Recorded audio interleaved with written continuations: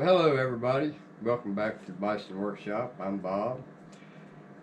And in this video, I think we'll just hang out a little bit and show you what I'm working on.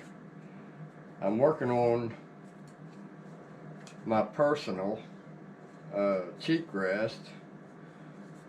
Bison was gracious enough to let me have one. So, anyway, what I did is I sandblasted mine, and I like the look of it, but I think I want a different look. It just made it too dry, and this picture here will show you what I mean.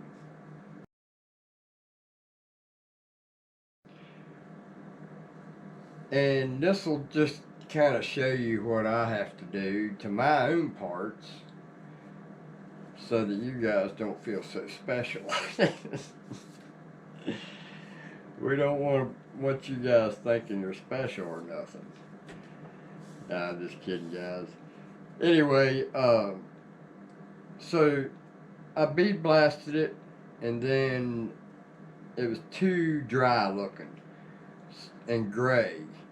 So I went ahead and sanded it back down with some 180 sandpaper, and it still needs some work. The last batch of print filament I got is about worthless as a tits on a boar hog. So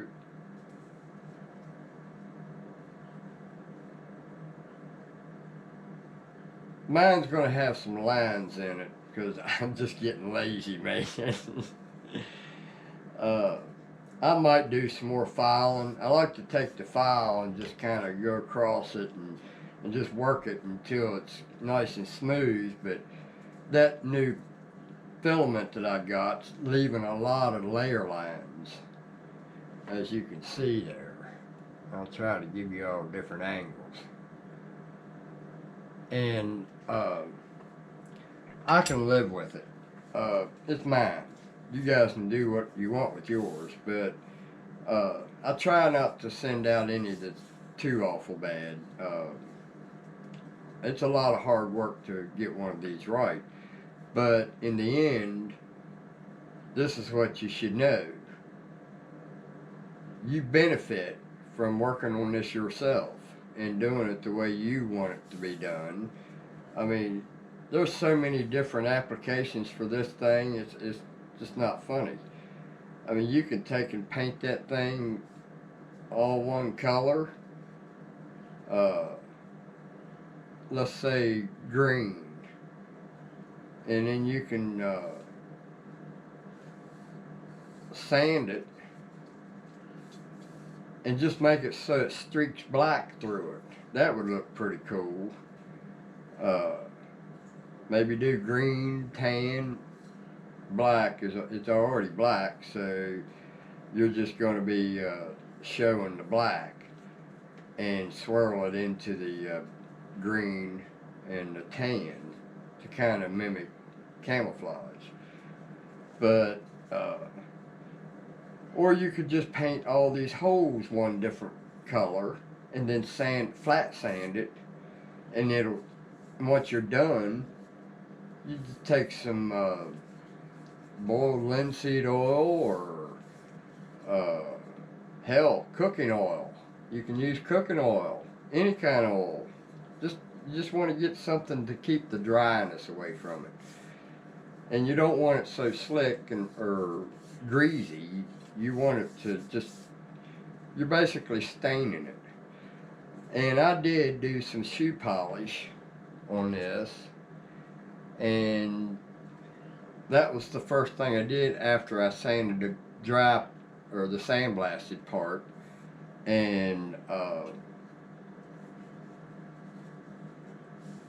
once I sanded it with that 180, I shoe polished it, just the outside and the edges. I left the inside dry looking, but I think that'll work. So basically what I'm doing to mine is I took my pocket knife here. I just got a brand new old timer, man. I lost my last knife, and that's all I'll use is old timer. But in these here holes, this thing prints on the bed just like that. Well, it doesn't matter if you put supports on it or not. Uh, it does exactly the same thing. It gets that droop. This one wasn't so bad. And like I said, that filament is trash. But I gotta use it and try to work with it the best way I can. So, I don't want it to be a lost cause.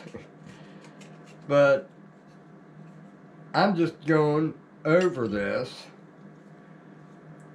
with a paintbrush under the magnifying glass, and I'm just dipping it in the cooking oil. I got a big old glob of cooking oil there, and I'm just taking and oiling inside all these holes. So we'll put you over here and I'll show you me doing that.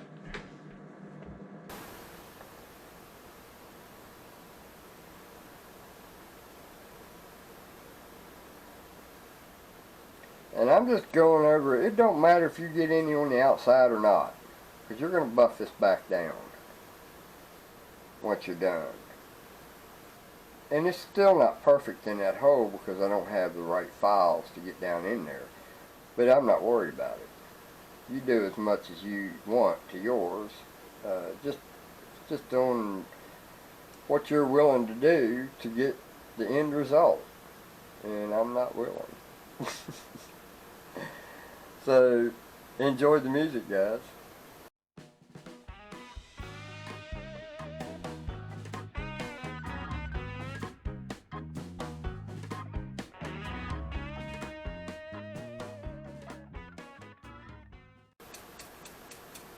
And what I'm doing now is tapping it to where it's a flatter look inside those holes.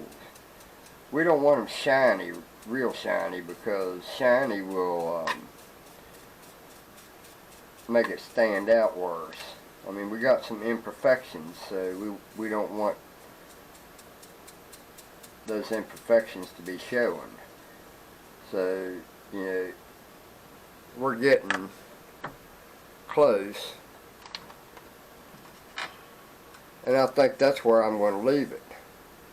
Yeah, I could file that a little bit better on there, but I'm not worried about it. So, enjoy some more music.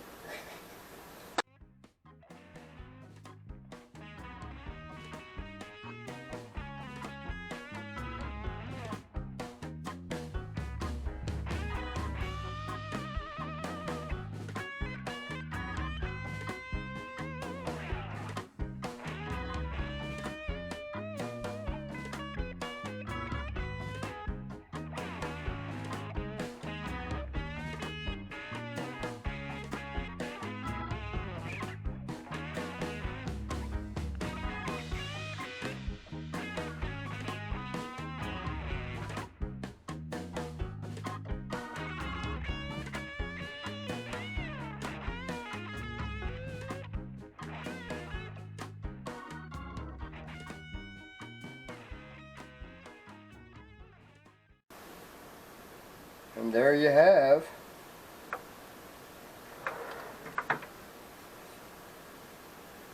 what's finished for me on my own personal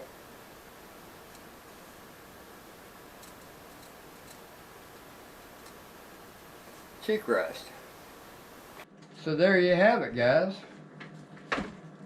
There's a lot of work involved in that, and it looks pretty decent.